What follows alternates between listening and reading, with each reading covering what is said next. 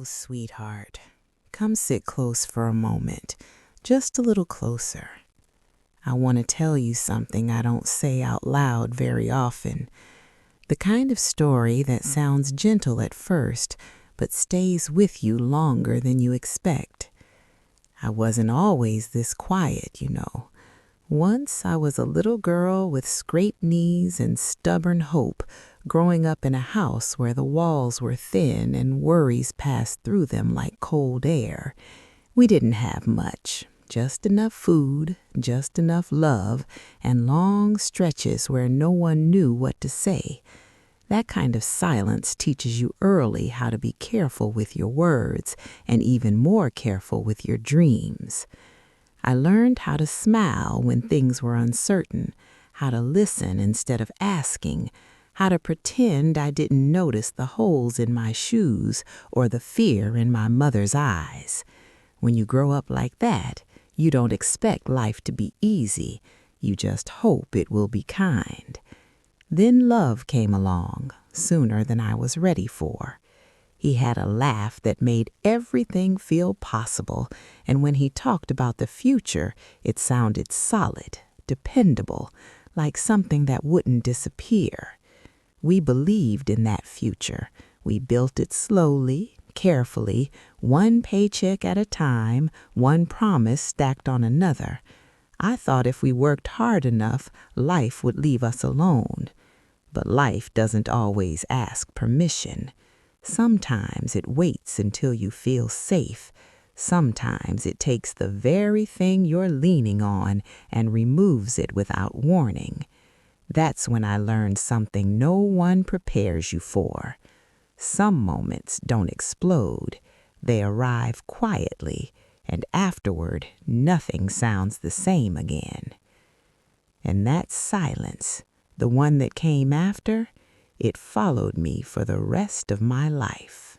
After that silence arrived, the house began to change.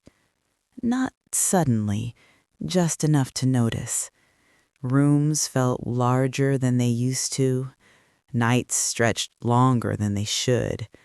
I'd reach for conversation the way you reach for a light switch in the dark, without thinking, only to remember there was no one left to answer. Silence isn't empty, dear. It's crowded with memory. And once it settles in, it doesn't ask when to leave. People say time heals. I've learned that isn't quite true. Time doesn't heal. It teaches you how to carry what hurts without letting it spill into everything else. He grew sick quietly. No dramatic warnings, just small things I told myself not to fear. A cough that stayed too long, a tired smile that arrived too late. We called it nothing because admitting the truth felt heavier than ignoring it. One evening I held his hand and realized how light it felt. That was the moment. Not fear yet, but understanding. The kind that lands in your chest before your mind is ready. When he was gone, the world didn't pause. That was the cruelest part. The sun came up, cars passed by, life kept moving. Inside that house, though, every sound echoed because the one voice I listened for was gone forever. Widowhood is a quiet loneliness. It doesn't scream. It sits beside you at night and waits.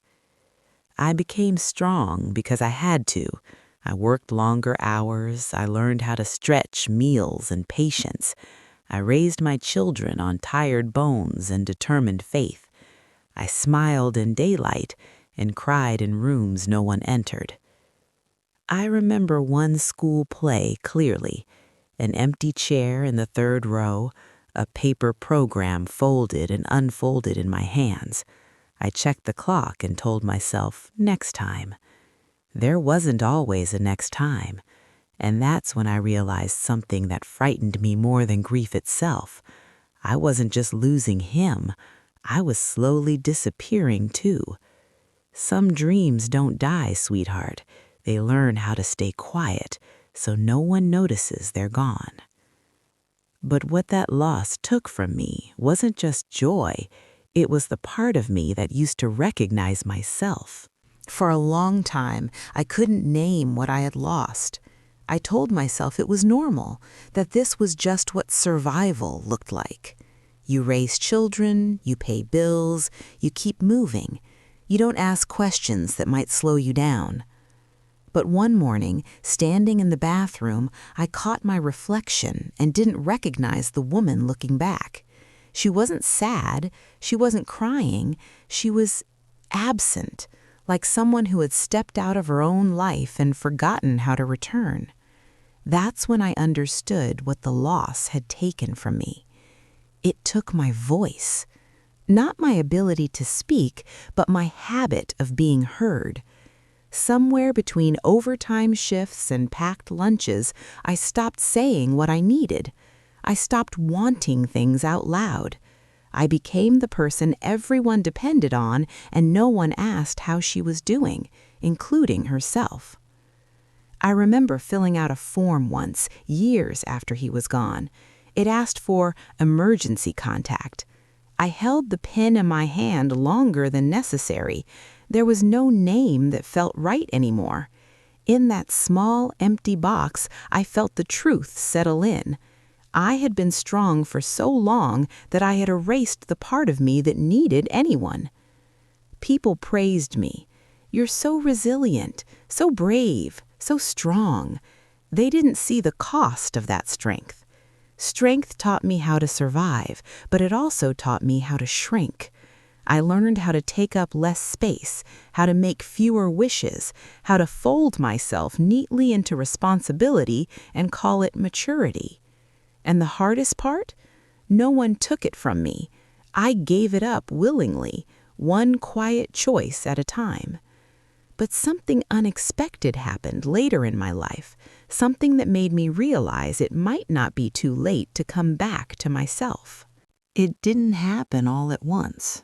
Nothing meaningful ever does. There wasn't a single moment where life suddenly made sense again. No grand apology from the past, no second chance wrapped up neatly. What came instead were small interruptions, quiet ones, that reminded me I was still here. It started with listening, not to the world, but to myself.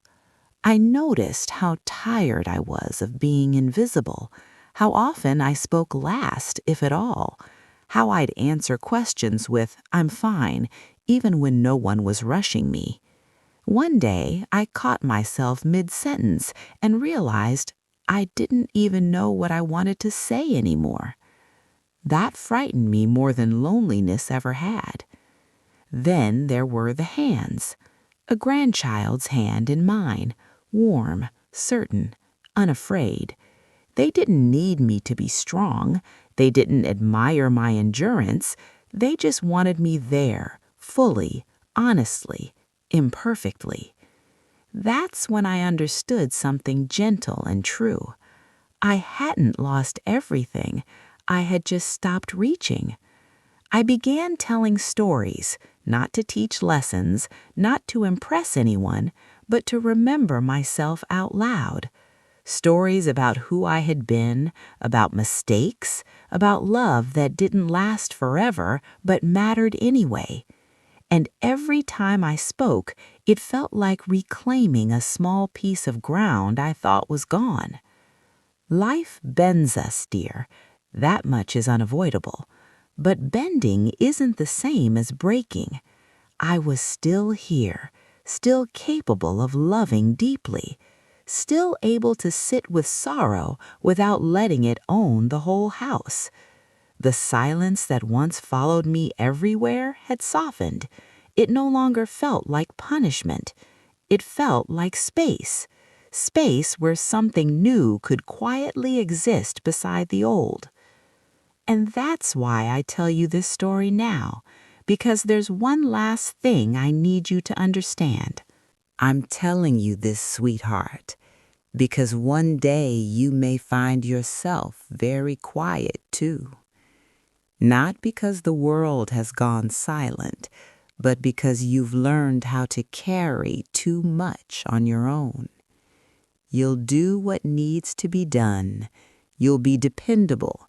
You'll be praised for being strong.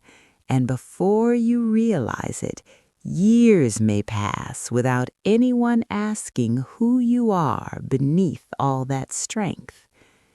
When that happens, I want you to remember this old woman's voice. Remember that love can leave without meaning to, that loss can change you without asking, and that survival, while necessary, should never cost you yourself. I loved deeply. I gave everything I had. Some dreams stayed folded away, yes, but not because they were worthless. They waited, and some of them, even now, still know my name. If you ever feel like you've disappeared into responsibility, if you ever feel invisible while doing everything right, know this: sorrow and love can live in the same house. They don't cancel each other out. They keep each other company. And if you need proof that a heart can bend and still remain whole, I'm right here. Now hush, dear. You're not alone.